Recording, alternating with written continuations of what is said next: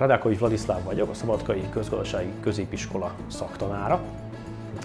Ebből az alkalomból elkészítünk most egy úgynevezett lakodalmas káposztát. A lakodalmas káposzta egy szerb nemzeti étel, rendszerint esküvők alkalmával készítik ezt. Borjú bárányhúsból készül, savanyú káposztával és különböző zöldségekkel. Föl is sorolnám ugye ezeket a hozzávalókat. Szükségünk van 200 g vöröshagymára, 200 g sárgarépára, 500 g borjú és 500 g bárányhúsra, kell 200 g füstölt szalonna, 200 g füstölt tarja, kevés füstölt csontot is használunk majd, ezt tesszük az edény aljára, hogy az ételünk ne égjen le, és savanyú káposzta. A savanyított fejes káposztát használunk ehhez az ételhez, amit felvágtunk nagyobb kockákra. Fűszerek közül pedig szemesborsot, édes piros paprikát és babérlevelet használunk majd.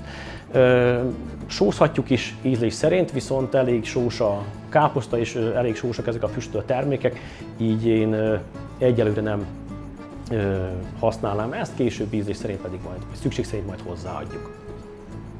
Ennek az ételnek az elkészítése az elég időigényes, tehát nem is az összeállítása az ételnek, ami sokáig tart, hanem maga a termikus feldolgozás. Mert leggyakrabban ezt az ételt cserépedényben készítik szabad tűzön. És ahhoz, hogy az étel szabad tűzön elkészülni, az edénynek kell hosszú idő, hogy az átmelegedjen, és szépen lassan, tehát nem erős forralással főzzük. És ezért ez akár 5-6 órát is igénybe vehet. Mi most nem szabad tűzön készítjük, hanem majd a sütőbe, így azért ezzel meggyorsítjuk a folyamatot. Első lépésként kiolajozzuk, vagy kizsírozzuk az agyagedényünket, és az edény aljára kerülnek a füstölt csont darabok. Ez ízesíteni is fogja majd az ételünket, illetve, ahogy már korábban mondtam, meggátolja a káposztát, illetve többi hozzávalót abban, hogy az edény aljára süllyedjen és ne adj Isten megégjen.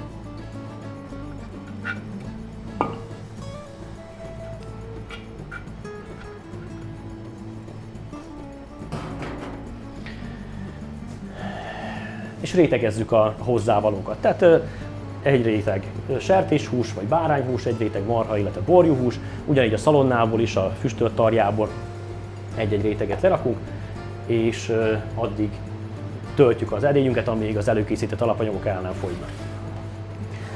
Kezdjük akkor a tarjával. A füstölt tarja, ez egy kb. 200 g-ra van szükségünk.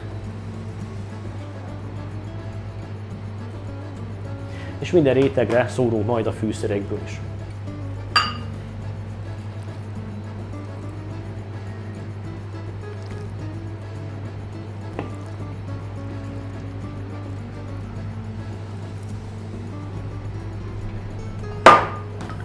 Hogy a lassú tűzön főzzük, alacsony lángon,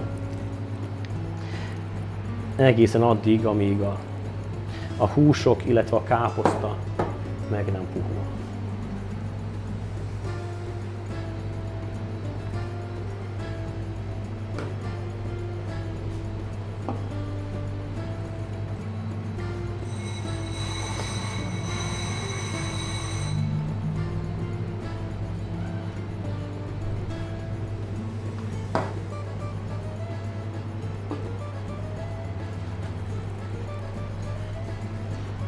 Édes káposztával is készíthetjük egyébként az ételt, nem szükséges, nem kötelező a savanyú káposzta, de hát a hagyományos recept az mégiscsak savanyú káposztával készül.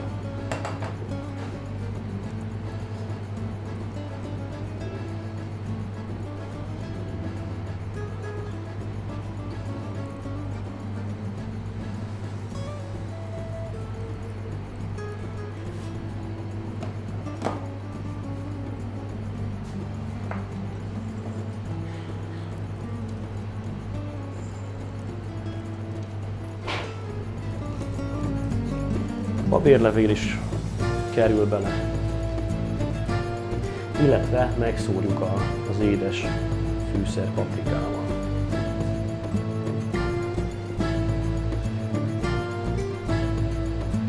Szükség szerint később is adhatunk hozzá még ezekből a fűszerekből, de paprikából is. Esetleg, ha igény van rá, és erős paprikát vagy csípős paprikát is kínálhatunk hozzá, vagy belefőzhetjük, vagy pedig már tálaláskor kerül az asztalra.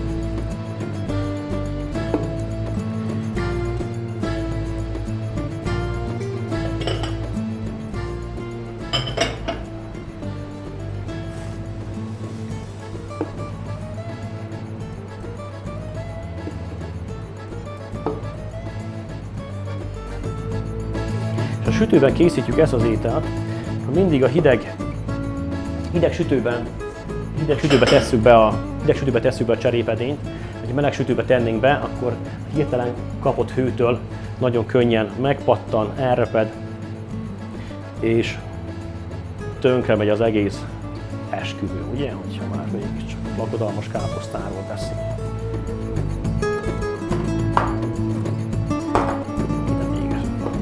Sárgarépából, szalonnát,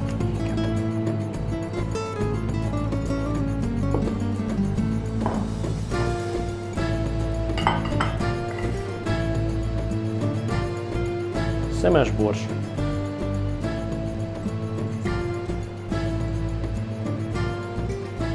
babérlevél, megszúrjuk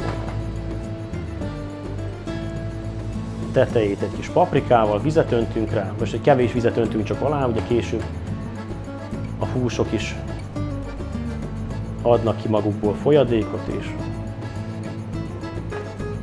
majd ehhez viszonyítva szükség szerint még pótoljuk a vizet rajta.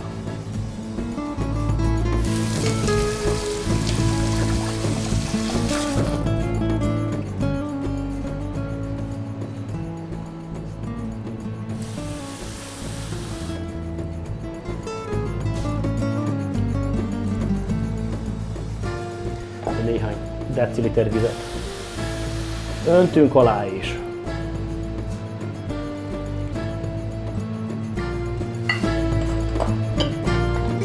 Hasonló eljárással készül például az édeskáposzta is sertéshúsból, a szerb konyha ételei közül, az úgynevezett líkai káposzta, ami tulajdonképpen füstölt hús és savanyú káposzta, tehát azt is rétegezve lerakjuk a cserépedénybe, és így szépen lassan megfőzzük. Ugye ezek mind hasonló ételek, tájegységtől függően készítik ezt a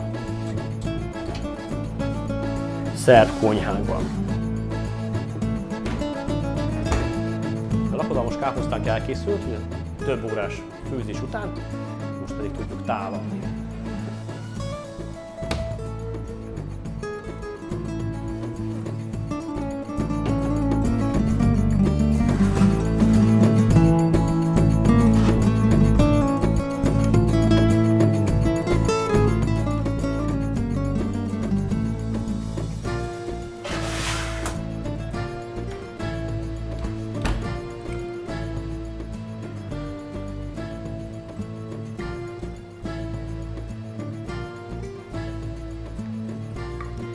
Igyekszünk úgy meríteni az ételből, hogy káposzta is, hús is jusson, füstölt húsokból is egy-egy falat.